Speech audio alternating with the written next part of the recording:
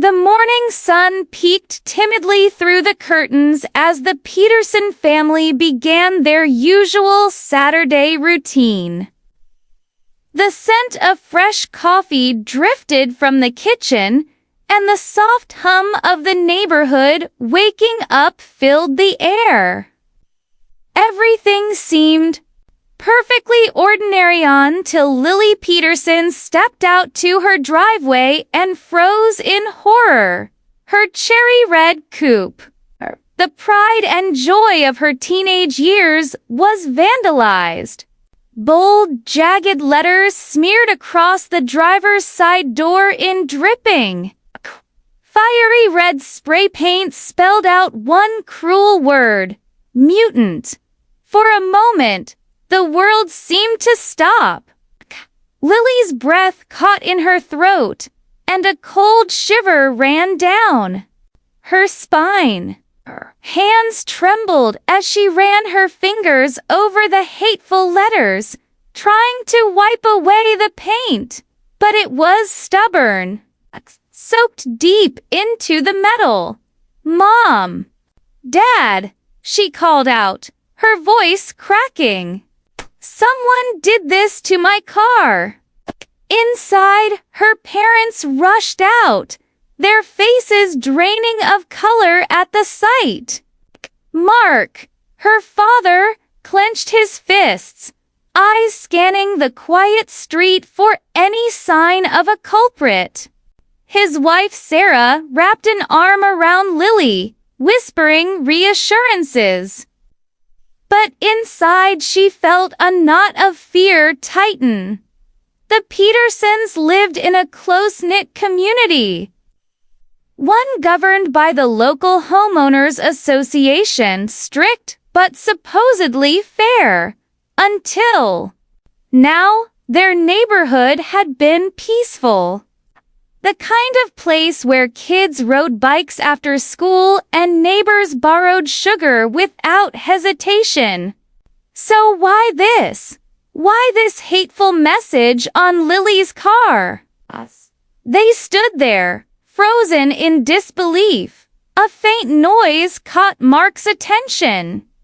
From the edge of the street, across the manicured lawns and white picket fences, he noticed a figure retreating into the shadows.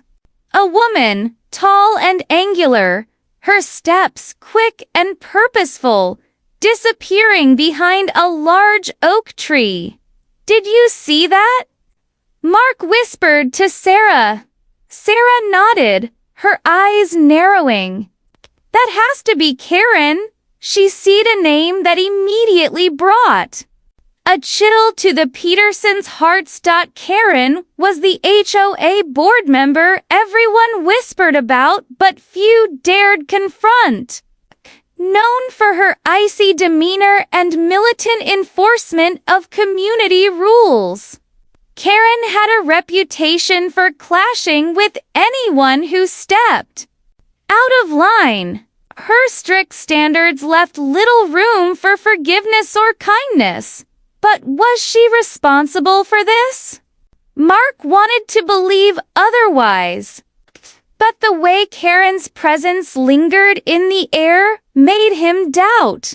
The family hurried inside, locking the door behind them, but the feeling of being watched didn't fade. Lily's phone buzzed with a message from an unknown number. "Next time, it won't just be your car." The text sent a spike of panic through her chest. Mark picked up the phone, trying to trace the number, but it led nowhere. The message wasn't just a prank. It was a threat.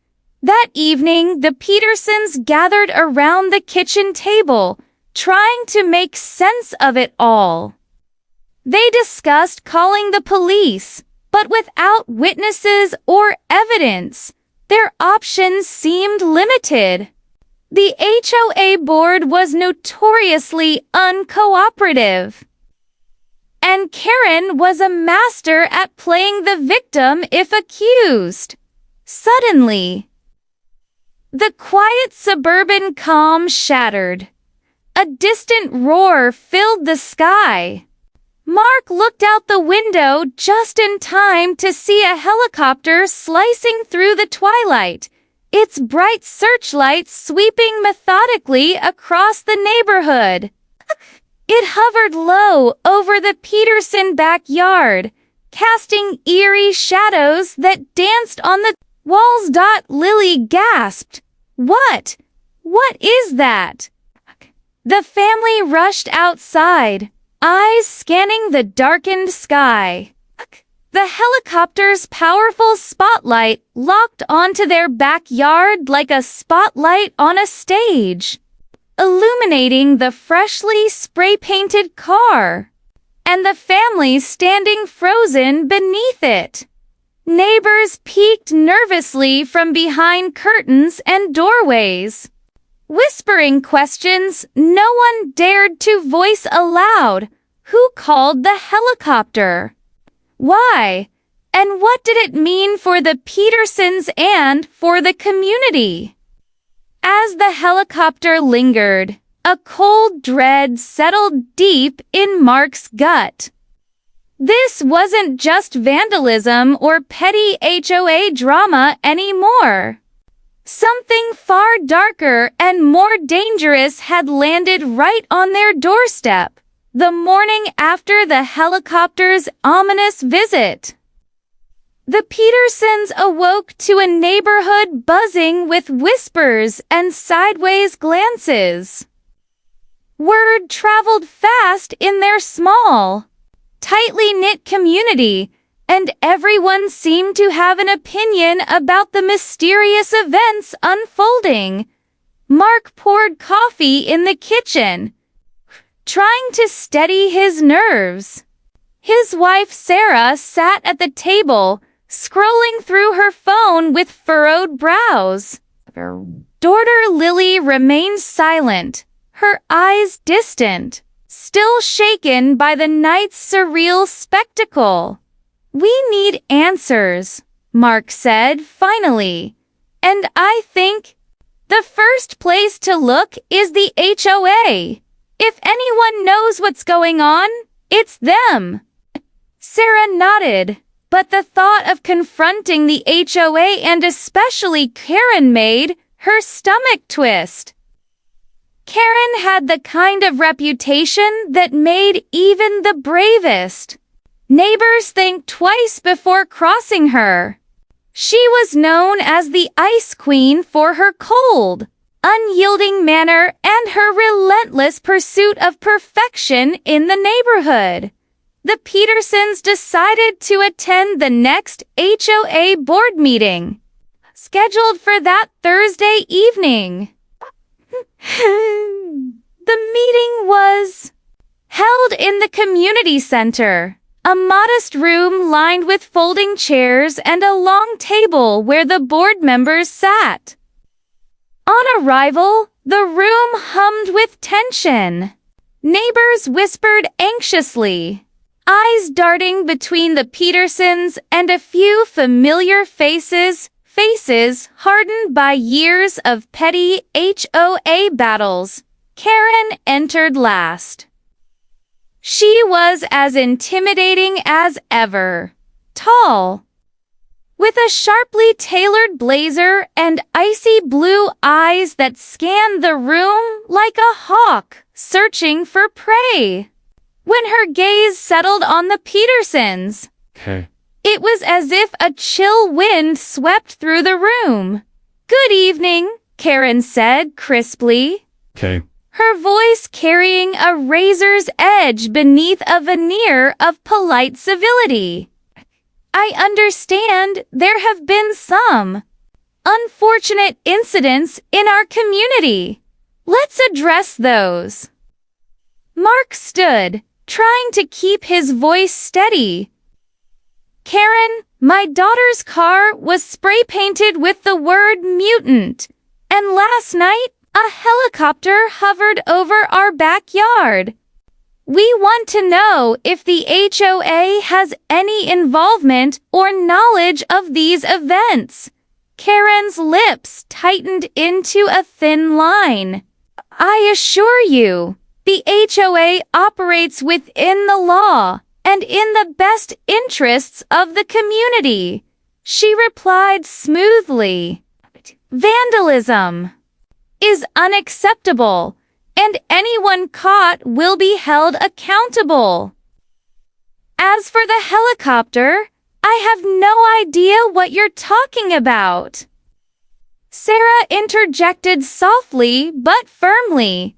Karen, someone left a threatening message on Lily's phone. This feels targeted. Karen's gaze flickered just for a moment, a shadow of something unreadable passing behind her eyes. Then she said, sometimes people take things into their own hands. But I will remind everyone here that we all must maintain order and respect community standards. Deviations can lead to consequences. A murmur spread through the room. Petersons felt a wave of unease. Karen wasn't just denying involvement. She was sending a clear warning.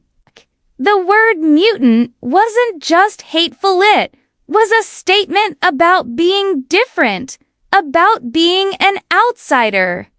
And Karen's cryptic mention of consequences made the threat feel more real.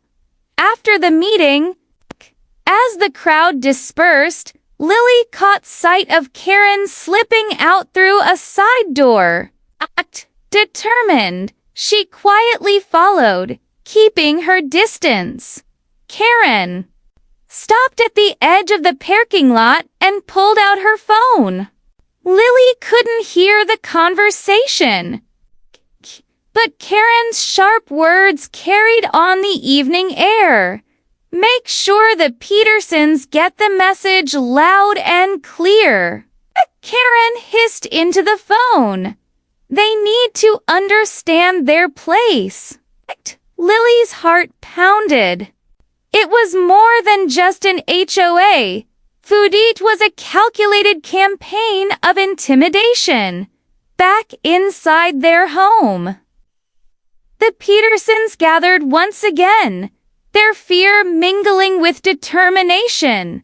We can't let this go on, Mark said grimly. Karen's power in this community, it's bigger than we thought. And now we're caught in the middle. Sarah nodded. We need to find out who else might be involved. This is no longer just about rules, it's about control.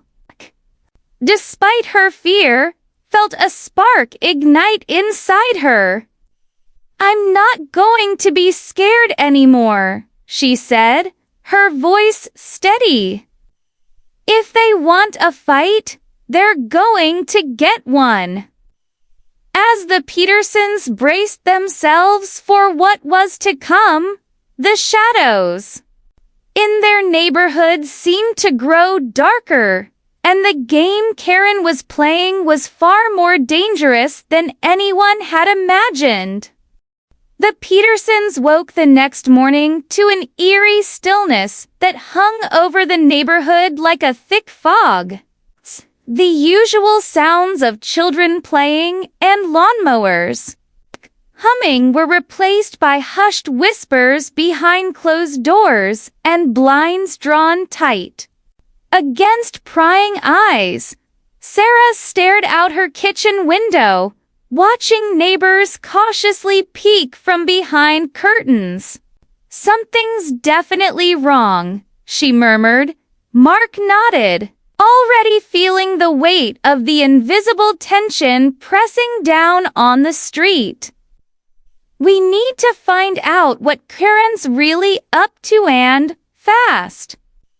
That afternoon, Lily decided to take matters into her own hands. She slipped on her sneakers and set off toward the community park, a place where gossip often traveled faster than official announcements. A few teenagers gathered near the swings gave her quick, guarded glances. "Hey, Lily," whispered Jenna, a girl from the next block. "You're in trouble now.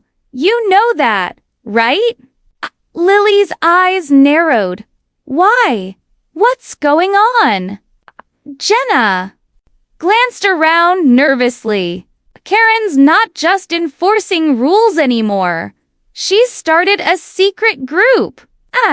They meet at night behind the old clubhouse by the woods. No one's supposed to know. What do they do? Lily pressed. Jenna's voice dropped even lower.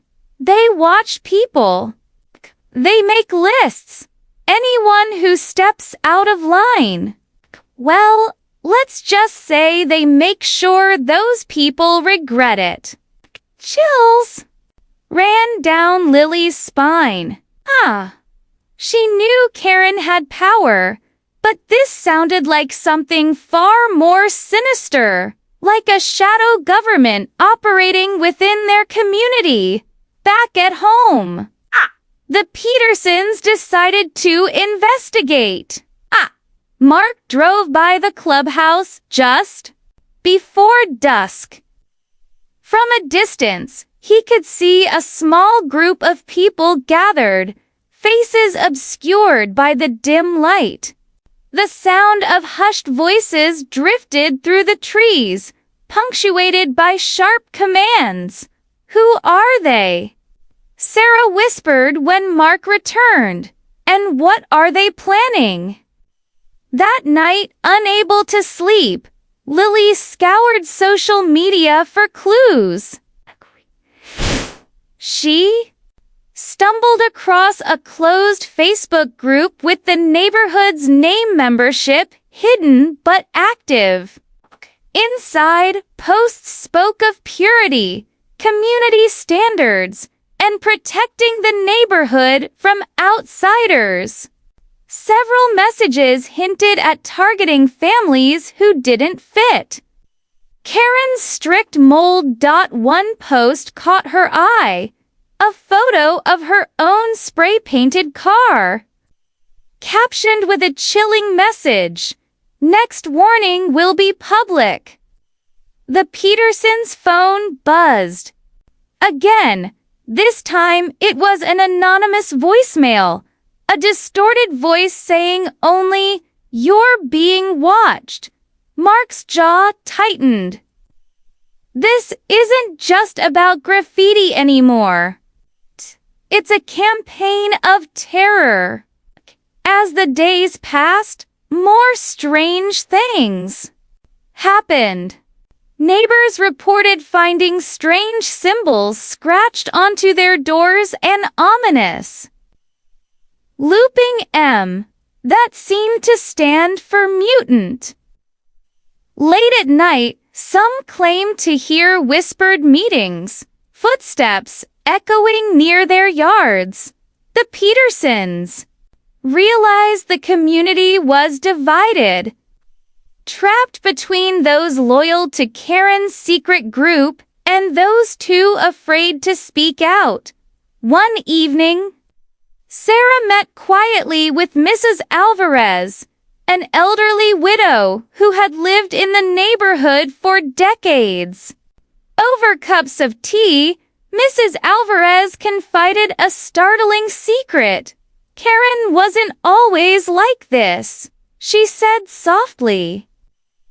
Years ago, her daughter was bullied, terribly called names, excluded, made to feel like a freak. Karen's pain turned into rage. She swore she'd never let that happen again. But somewhere along the way, she crossed a line. Sarah's eyes widened. "So, this is personal." Mrs. Alvarez nodded. "Yes, Karen's hatred of difference is born from fear. Fear can make monsters. Ha! The Petersons sat in silence, the pieces of the puzzle falling into place, but the picture was darker than they'd imagined. Karen's vendetta was no longer just about rules. It was about control, fear, and a dangerous obsession with purity.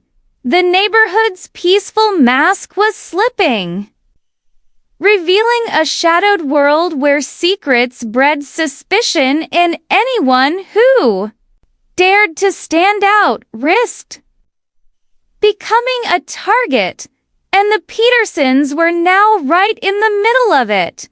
The Petersons tried to cling to normalcy, but the peaceful routine they once knew had shattered like glass. Every creak of the house, every distant murmur from the street sent their nerves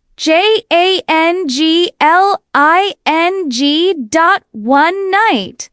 As darkness blanketed the neighborhood and a heavy silence settled, the faint hum of a distant engine pierced the stillness. Mark, sitting on the porch, looked up and froze. A helicopter. Its bright, pulsating searchlights sliced through the night sky, sweeping low and slow over the Peterson backyard. The powerful beam illuminated the freshly painted word Mutant glowing ominously on Lily's car like a scarlet brand. Lily gasped, clutching her mother's hand. "Why is it here? Who called it?" Sarah's voice trembled. "I don't know, but this isn't normal."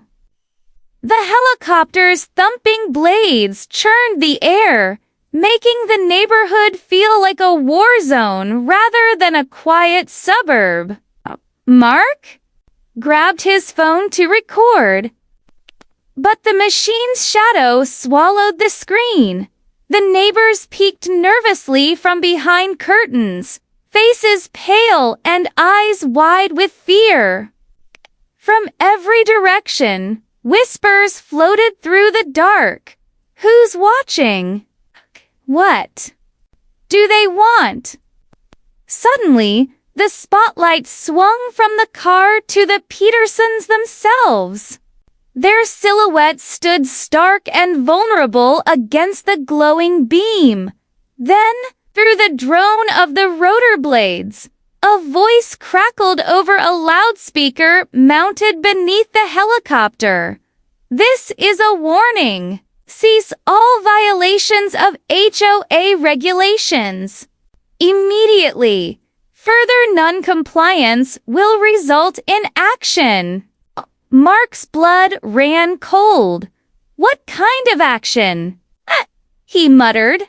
The helicopter lingered, the spotlight circling like a predator sizing up its prey. Then retreated slowly, the night returning to an uneasy quiet. But the feeling of dread lingered like a dark cloud. The next morning, the Petersons discovered that strange symbols, those same looping EMS, had been spray-painted on their front door. A silent threat etched in black and taped to their mailbox was a small envelope, sealed but unmarked. Inside was a folded piece of paper with a single chilling line: "Your time is running out." The family was now trapped in a silent war, unsure of who was their enemy or if anyone was truly on their side.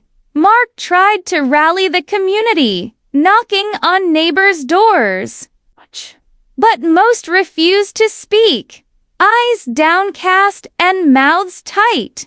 Fear had infected the neighborhood like a virus. One elderly man Mr. Daniels finally spoke in hushed tones. They're watching everyone. The helicopter isn't just for show. It's part of a surveillance network Karen and her group have set up. Cameras hidden in streetlights, drones buzzing overhead. Like living in a prison. Sarah's heart pounded. But why? What are they so afraid of? Mr. Daniels sighed. Control. Power. Anyone who doesn't fit their idea of perfect is a threat. That night, Lily lay awake, haunted by the helicopter's spotlight and the hateful words on her car. Suddenly, her phone buzzed again. Sigh, a short video appeared, grainy footage of her family's house. Shot from above.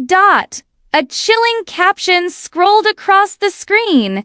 We're always watching. Tears welled in Lily's eyes as the screen went dark. The Petersons realized they had crossed an invisible line. What started as petty vandalism had escalated into a full-scale campaign of intimidation and surveillance. And the worst part, they were utterly alone.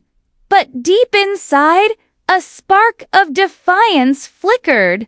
They couldn't let fear win. Now, not ever. Because this neighborhood day, their lives would never be the same again. The days after the helicopter incident blurred into a tense haze of fear and determination. The Petersons refused to back down, but with every passing hour, the grip of Karen's shadowy network seemed to tighten around the man the entire neighborhood. Mark sat at his desk late into the night, piecing together what little information they had. He scanned community emails, social media posts, and neighborhood watch logs. Somewhere in the depths of all this digital noise, he hoped to find a crack in Karen's ironclad control. Meanwhile, Sarah contacted a former colleague who worked in cybersecurity, hoping for insight into the surveillance technology Karen's group might be using. The expert confirmed their worst fears. With today's tech, it was terrifyingly easy for a small group with enough resources to monitor homes, phones, even conversations. Lily, feeling helpless but restless, decided to dig deeper into the mystery of the helicopter. She spent hours searching for any public record or news article mentioning low-flying helicopters near their town. To her surprise, she uncovered something unsettling. The helicopter wasn't just any aircraft. It belonged to a private security company hired by the HOA. How did the HOA afford that? Lily asked aloud, her voice tinged with disbelief. Mark frowned. That's the question. Karen must have some serious backing. This isn't just about petty neighborhood rules Mert's a calculated operation. That afternoon, Mark and Sarah attended a small neighborhood gathering hosted by a few residents who hadn't yet bowed to Karen's influence. Whispered conversations revealed a growing unease. Karen's been tightening the screws for years, said Mr. Daniels, his voice low and urgent. The helicopter, the surveillance. The secret meetings, it's all part of her plan to cleanse the neighborhood of anyone she deems undesirable. Sarah shivered. But who else is involved? Are more people part of this group? Another Neighbor, Mrs. Patel, nodded grimly. It's a network. People we trusted. Board members, volunteers, even some police officers sympathetic to Karen's cause. Lily's eyes widened. This goes beyond HOA politics. This is a full-blown conspiracy. Evening fell. The Petersons returned home, their minds racing. Suddenly, their front door rattled violently. Someone was trying to force it open. Mark grabbed a flashlight and cautiously peered outside. There, in the dim glow of the streetlight, stood a shadowy figure, a man wearing a dark hoodie, face obscured. He pulled out a small canister and sprayed something at the lock. "Get back inside!"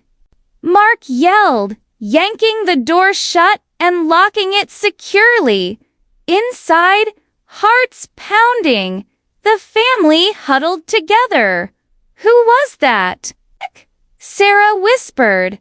Lily looked determined. "Someone from Karen's group. They're trying to scare us off the property." Mark clenched his jaw. "They're getting desperate. But we won't let them win."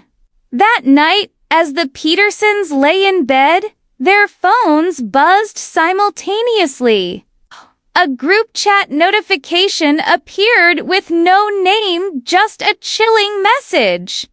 "Mutants don't belong here. Leave now or face the consequences."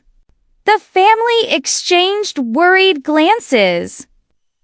The words burning like a warning etched in stone. Mark's voice was steady, but fierce. "This is war, and we're not giving up." But as the Petersons braced for the fight ahead, a deeper, darker secret lingered beneath the surface, one that could change everything they thought they knew about their community and themselves. The Petersons felt trapped in a nightmare that refused to end. Each day brought new threats, new warnings, but they also uncovered something that shook them to their core. One afternoon, received an anonymous tip-a note. Slipped under his door with a map marked the truth. It showed a hidden area near the edge of the woods behind the clubhouse. The note's only other words were simple and chilling. "Find the answers before they find you." Despite the danger, the Petersons knew they had to follow the lead. Together, they ventured to the marked spot under the cover of dusk flashlights. Piercing the thickening shadows of the trees, as they neared the location, the faint hum of machinery grew louder. Concealed behind a cluster of bushes, they discovered a small, camouflaged shed, clearly not part of the community's public facilities. Mark carefully pushed the door open, revealing a cramped room packed with surveillance monitors, maps, and files. Screens flickered with live feeds from cameras scattered throughout the neighborhood, focusing on houses, streets, even private yards. The sheer scale of the operation stunned them. Sarah's eyes scanned the files pinned to a corkboard, names, photos, and detailed notes about neighbors, including Lily's friends. Each profile was marked with a red stamp, target. Suddenly, A soft beep caught their attention. A hidden camera mounted in the corner blinked ominously. Realizing they'd been spotted, the Petersons barely escaped. Racing through the woods as voices shouted behind them, breathless and shaken, they made it back home now, knowing that Karen's reach was far more invasive than they'd feared. That night they confronted their fears head-on. Sarah voiced what they all felt. This isn't just about keeping the neighborhood nice. Karen is hunting people. She's using technology to control every move we make. Lily's hands trembled. Why? Why are we targets? What makes us different? Mark's face darkened. Because we don't fit their perfect image. Because we refuse to be scared. Because Karen wants to send a message. The family's quiet resolve was suddenly shattered by a knock at the door. Mark opened it slowly to find Officer Daniels, a young police officer known for his fair attitude. "I'm here to help," he said quietly. "There's more going on than anyone realizes." Karen's network reaches into the police force. But a few of us are working to stop it. Relief washed over the Petersons, but so did new fear. If the police were compromised, who else could they trust? Officer Daniels handed them an encrypted USB drive. "This contains evidence of illegal surveillance and harassment. Use it wisely." As he left, Mark realized their fight wasn't just for their family anymore. It was for the soul of the entire neighborhood. The next morning, Lily found a new message spray-painted on the driveway. "Mutant, no more." But this time, it felt different, less like a threat, more like a challenge.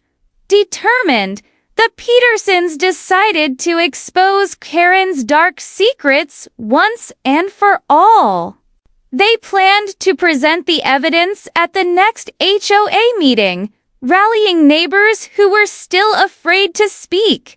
But as they prepared, an unexpected visitor arrived, a mysterious woman who claimed to be Karen's estranged sister.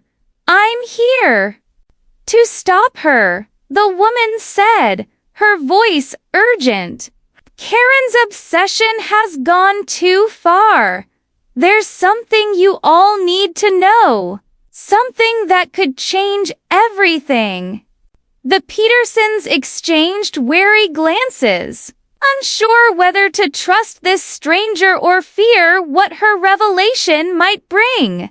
The stage was set for a confrontation that would shatter illusions, reveal buried truths, and decide the fate of their community.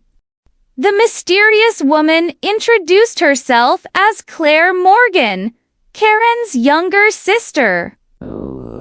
She arrived unannounced at the Petersons' doorstep, her eyes filled with a mixture of fear and determination. "I'm sorry to just show up like this," Claire said quickly, stepping inside without waiting for an invitation. "But I couldn't stay silent any longer." Sarah watched her cautiously. "How do we know we can trust you?" Claire's voice softened. "Because I want to stop Karen. She's spiraling out of control, and the things she's done, not who she really is." Mark frowned. "Then why did she send that helicopter? Why the threats?" Claire swallowed hard.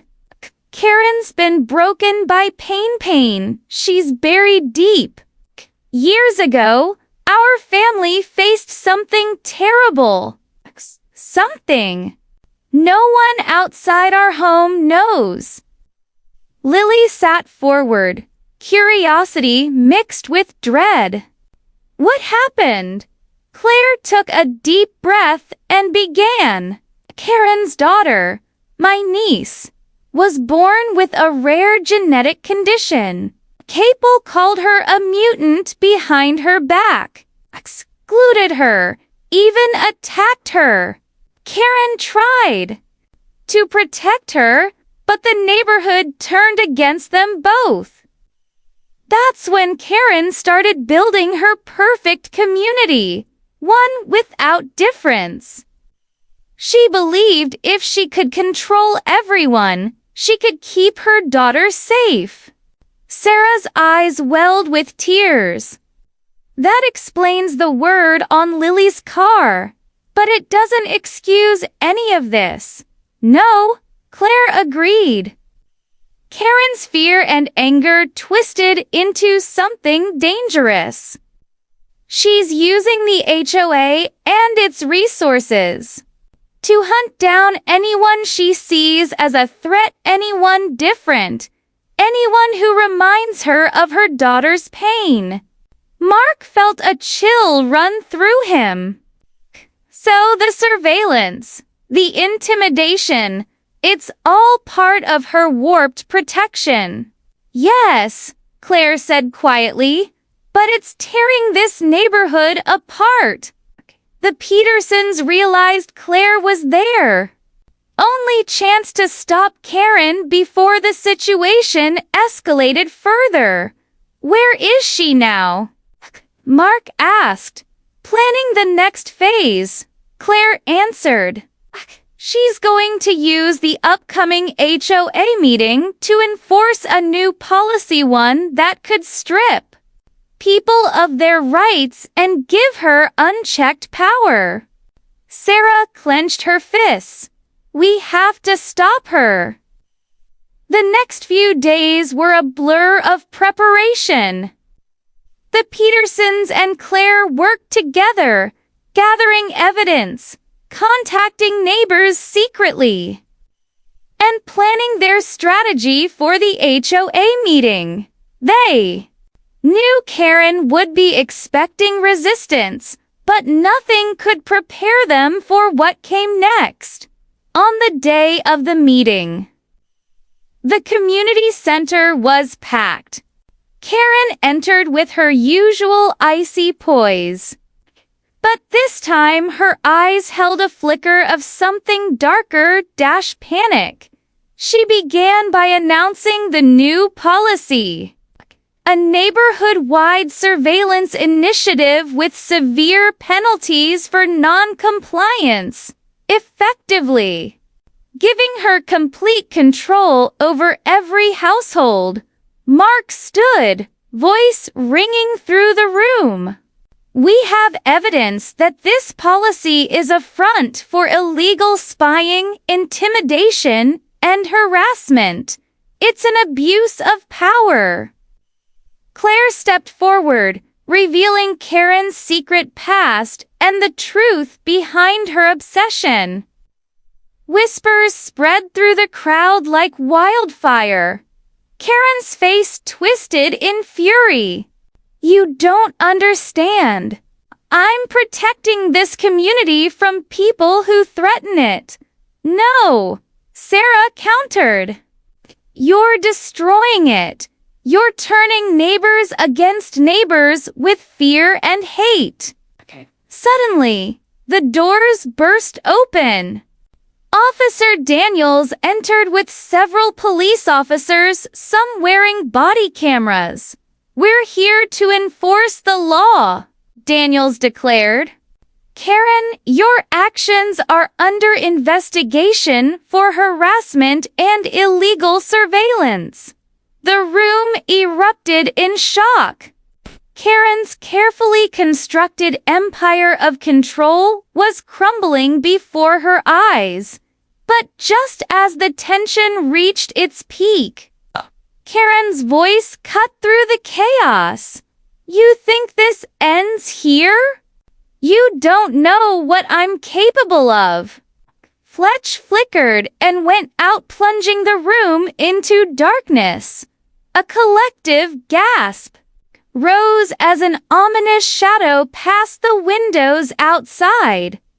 The Petersons felt the weight of the moment the fight was seig. Far from over, the sudden blackout plunged the community center into pitch darkness. The hum of whispered panic rippled through the room like wildfire.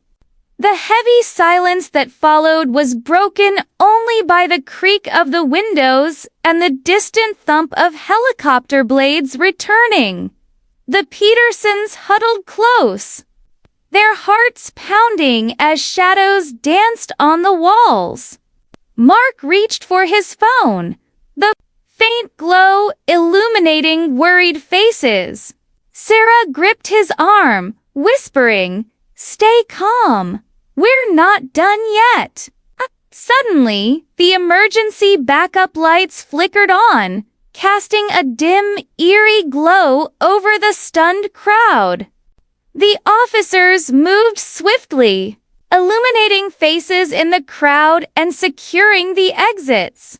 Karen's voice rang out from the back of the room, icy and defiant. "You think this is over? You don't understand what you're dealing with." Claire stepped forward, her gaze steady. "Karen, it's over because you finally face the truth.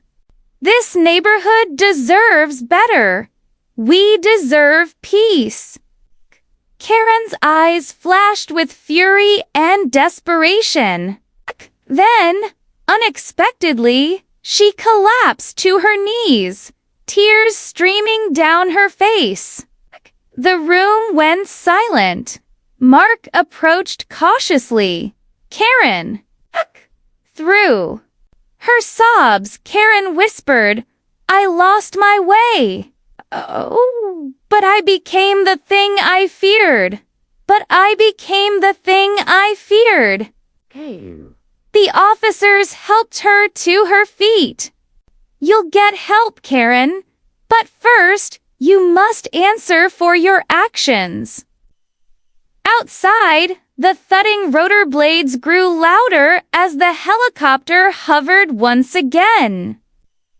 But this time, it was not a weapon of intimidation.